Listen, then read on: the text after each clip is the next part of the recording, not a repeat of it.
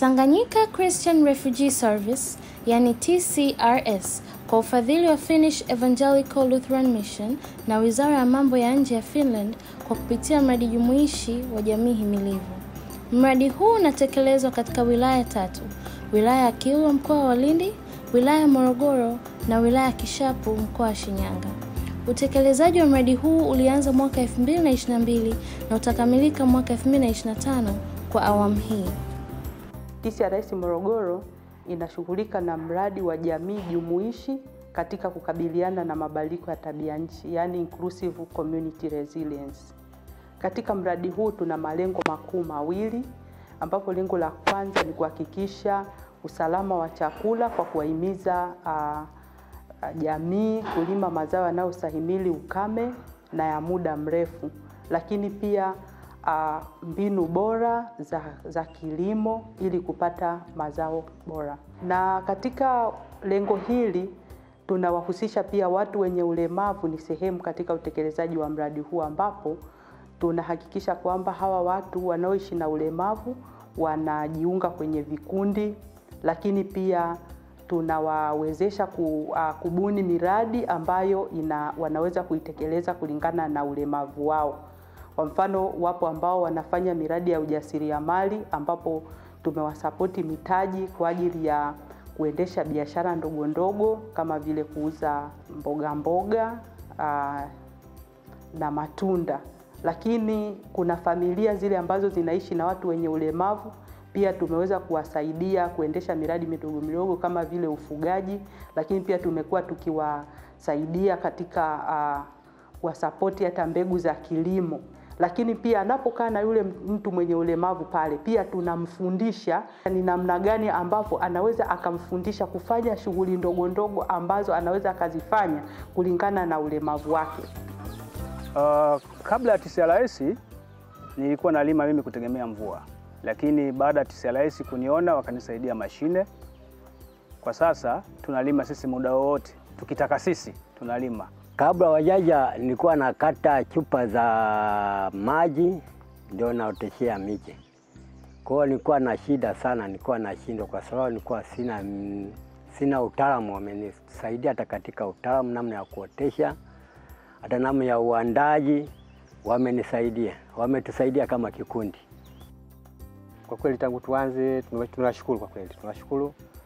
Kwanza baada ya kugundua shida aliyokuwa nayo mtoto wangu, wakatuletea baiskeli ya miguu mitatu ile ambayo kwa kweli tangu kipindi kile imemsaidia, kwa sababu alikuwa hana uwezo hata wa kusimama kama kusimama wima hawezi.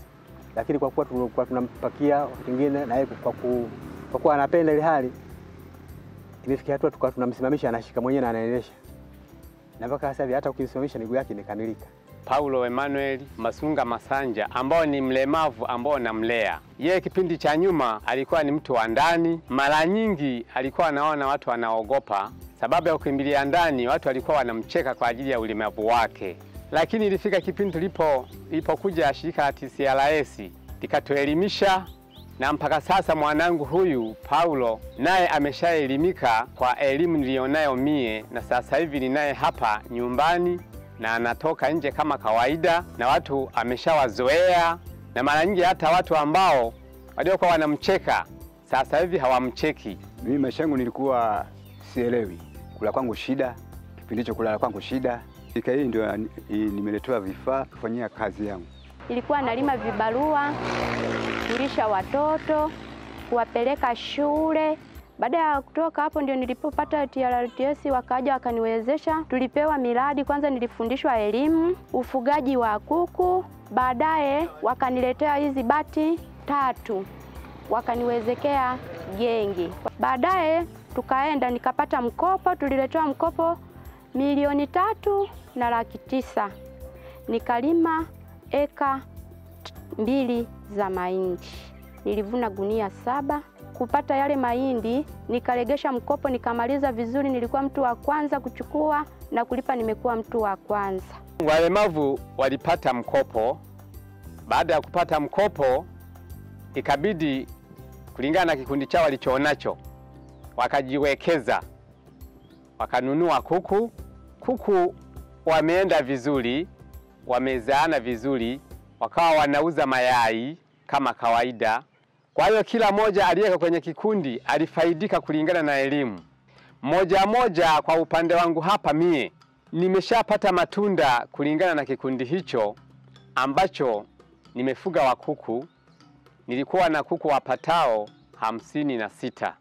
Tumenunua mbuzi kumwekeza huyu kijana wangu ili kusudi awe na akiba yake.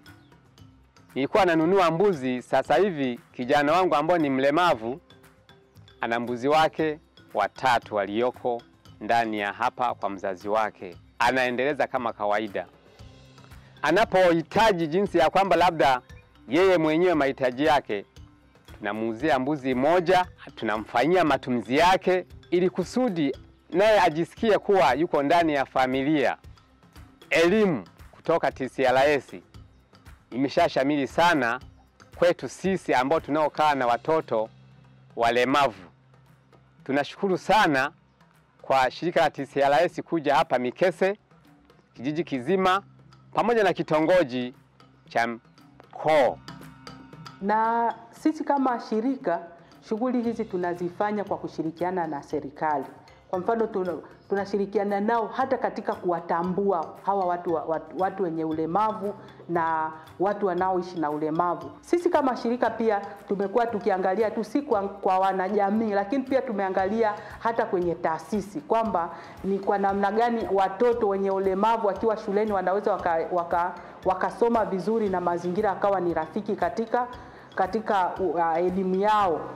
Kuna majengo ya shule za msingi, shule za sekondari TCRS wanafanya, lakini si kwenye majengo tu ya shule na za msingi na sekondari, mpaka kwenye zahanati wanapeleka matanki ya maji, kama vyoo wanajenga. Hii kupitia jamii tuseme inatusaidia.